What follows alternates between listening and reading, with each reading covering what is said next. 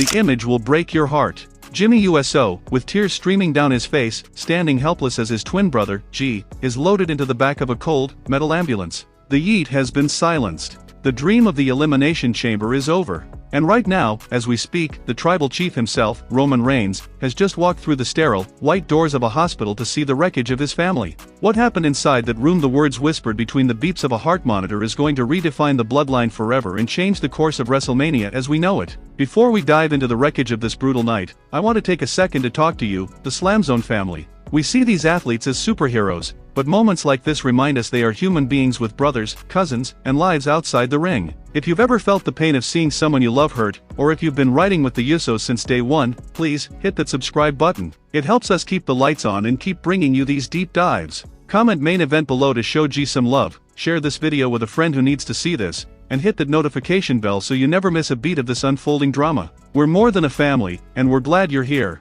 The atmosphere at the KFC Yum Center in Louisville was electric, until it wasn't. It started with a shadow, a movement in the backstage area that no one caught on camera. Then, the sound, a sickening crash of wood splintering and metal grinding against concrete. When the cameras finally rushed backstage, the scene was grisly. Jey Uso, the man who just days ago was flying high after defeating Bronson Reed, was buried. He was literally pinned under a mountain of ladders, heavy wooden beams, and jagged metal debris. You could see the fear in the eyes of the stagehands as they scrambled to pull the weight off him. And then there was Jimmy. To see a man as tough as Jimmy Uso completely break down, to see him clutching his brother's hand, shouting for a medic, his voice cracking with a desperation we haven't heard in years, it was gut-wrenching. As the paramedics secured Jey's neck and lifted the stretcher, the reality set in. Jey Uso is out of the Elimination Chamber. The spot he fought so hard for, the chance to face Drew McIntyre at WrestleMania 42 for the undisputed WWE Championship, vanished in a single, cowardly act of violence. This wasn't a wrestling move. This wasn't a message sent in the ring. This was an attempt to end a career. 4 hours, the WWE Universe held its breath. We waited for a statement. We waited for a tweet. But the tribal chief remained silent. That is, until a black SUV pulled up to the emergency entrance of the hospital. Inside those halls, the silence is heavy. It's the kind of silence that weighs more than any crowd noise. The only sound is the rhythmic, haunting beep, beep, beep of the monitors. Jey lay there, a mask of exhaustion and physical trauma, bandages wrapped around his ribs and head. Jimmy sat in a plastic chair by the bed, his head in his hands, the image of a man who has lost his anchor. Then, the door pushed open. Roman Reigns walked in. But this wasn't the Roman Reigns we see on Friday nights. There was no Paul Heyman flanking him. There was no "acknowledge me" pyrotechnics. There were no cameras allowed behind him, only the raw, unfiltered presence of a man looking at his fallen blood. He walked to the bedside slowly, his boots clicking on the linoleum floor. He looked at the tubes, the 4 drips, and the bruised face of the man who had become the heart of the family. In a rare moment of tenderness, Roman reached out and placed a heavy hand on Jey's shoulder. Jimmy looked up, his eyes red and puffy. "They took it from him, Roman," Jimmy whispered, his voice failing him. "They took everything." Roman didn't blink. He didn't even look at Jimmy at first. He kept his eyes locked on Jey. When he finally spoke, his voice was a low, terrifying growl, the kind of calm that signals a Category 5 hurricane is about to hit. "No," Roman said. "They took a match. They took an opportunity. But they didn't take his spirit. And they sure as hell didn't take this family." He squeezed Jey's shoulder, a silent vow being made in that hospital room. "We're going to find who did this, Jimmy. And when we do, there won't be any rules. There won't be any referees. There will only be us, and there will only be them." The tension in that room was suffocating. You could feel the shift in the air. This isn't about titles anymore. This is a blood feud. But the question remains, who had the guts or the malice to do this? Hit that like button, subscribe to SLAMZONE, and join the family for more intense wrestling breakdowns every week. We are halfway through this mystery, and the list of suspects is growing longer by the minute. Let's look at the board. First, we have the undisputed suspect, Drew McIntyre.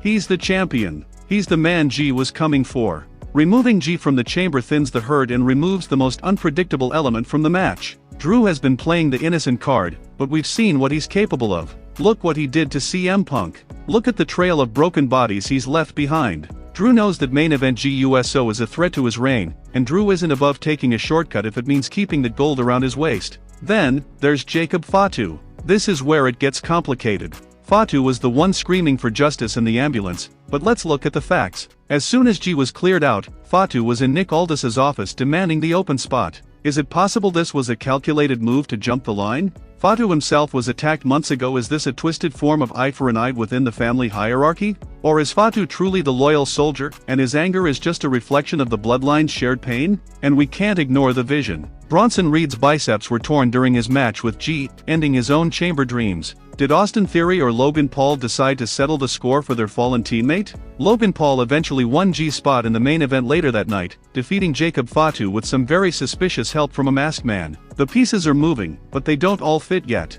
Logan Paul is a man of opportunity, and there is no greater opportunity than taking out a favorite to secure your own glory. The most unsettling suspect, however, might be Sami Zayn. On SmackDown, Sami's behavior was off. When Fatu confronted him, Sami seemed jumpy, almost guilty. Why would the underdog from the underground do something so heinous? Or is he shielding someone else? Sami has a history with the bloodline that is written in scars and broken promises. Could he be trying to dismantle them from the outside, or is he just caught in the crossfire of a war he no longer understands? As Roman and Jimmy stood over Jey, the realization hit: the bloodline isn't just defending a throne anymore, they are hunting a ghost. Roman's presence in that hospital wasn't just a visit, it was a recon mission. He was looking at the wounds, calculating the force used, measuring the cowardice of the attacker. You can see the gears turning in the tribal chief's head. He knows this attack wasn't random. It was surgical. It was designed to hurt the family at its most vulnerable point. Jey is the one who found his way back. Jey is the one who the fans love.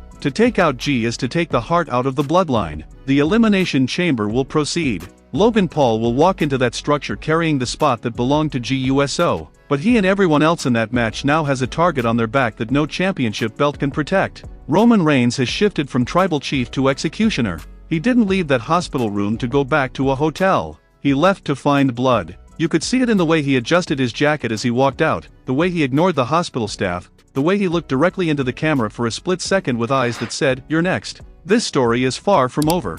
Jey Uso is down, but the fire he started is now burning in the eyes of Roman Reigns. The road to WrestleMania just turned into a highway to hell, and the person responsible for that backstage attack is about to realize that the most dangerous place to be isn't in a ring with Roman Reigns, it's on his list. The complexity of this situation is staggering. Think about the psychological impact on Jimmy. He's always been the bridge between Jey and Roman. Now, that bridge is under fire. Jimmy has to stay strong for Jey while also answering the call of the tribal chief. It's a dual burden that would break a lesser man, but the bloodline is built on different soil. They are built on the USO penitentiary and the island of relevancy. This attack was supposed to weaken them, but as Roman said, it might have just reminded them of who they really are. When they are backed into a corner, they don't just fight back, they destroy everything in their path. The atmosphere in WWE right now is one of pure dread. Everyone is looking over their shoulder. Every superstar in the locker room is wondering if they are going to be the next one found under a pile of debris. And what about Nick Aldis? The general manager is under immense pressure.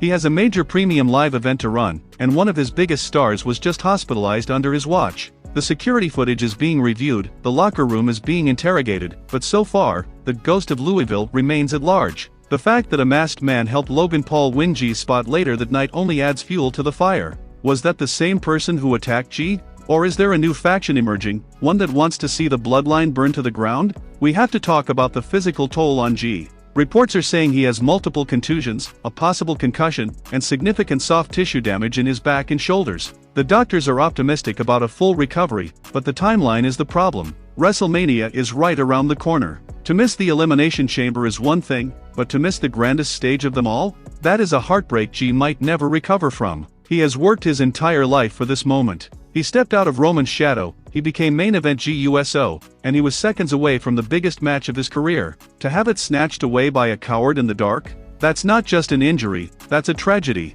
But as the fans, we have a role to play too. We keep the energy alive. We keep the yeet chants going until Jey can hear them from his hospital bed. We show the world that you can't silence a movement by dropping a ladder on it. That's why your support here at SLAMZONE means so much. We are the voice of the fans, and we are going to make sure this story gets the justice it deserves. Imagine the scene at the Elimination Chamber. The pods open, the carnage begins, but over the shoulder of every competitor is the memory of Jey Uso. And somewhere, in a dark corner of the arena or watching from a private suite, Roman Reigns will be watching. He won't be cheering for a winner. He'll be looking for a tell, a slip up, a smile from a superstar who knows too much. Roman is a master of the mental game, and he is currently playing a game of 4D chess while everyone else is playing checkers. The betrayal, the violence, the raw emotion. This is why we watch wrestling. It's not just about the moves, it's about the people. It's about the USO brothers who have been through hell and back together. It's about the tribal chief who, for all his flaws, still views his family as his ultimate priority.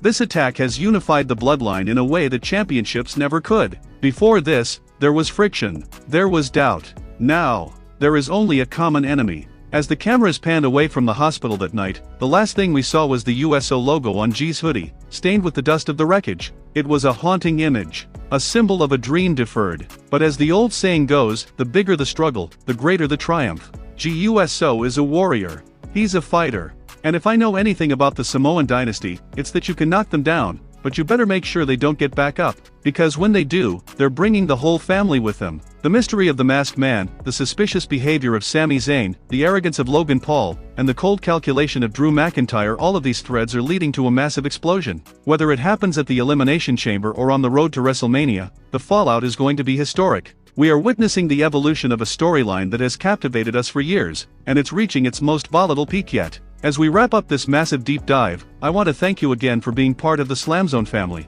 We live for these moments, and we know you do too. Watching Jey Uso in that state reminds us why we love this sport: the passion, the sacrifice, and the unbreakable bonds of family. Who do you think did it? Was it McIntyre? Was it a betrayal from within? Was it a message from a new rival we haven't even met yet? Let us know your theories in the comments. We read every single one, and we want to know what you're thinking. Before you head out, do us a huge favor, hit that like button, subscribe to SLAMZONE, and join the family for more intense wrestling breakdowns every week. We'll be here every step of the way as we find out who pulled the strings in Louisville. We'll be tracking every update on Jey's condition, every word from Roman Reigns, and every clue left behind by the attacker. You don't want to miss a single second of this. Stay strong, stay hyped, and we'll see you in the next one. Main event Jey, the whole world is waiting for your return. SLAMZONE out. Would you like me to create a follow-up script focusing on the potential identities of the Masked Man?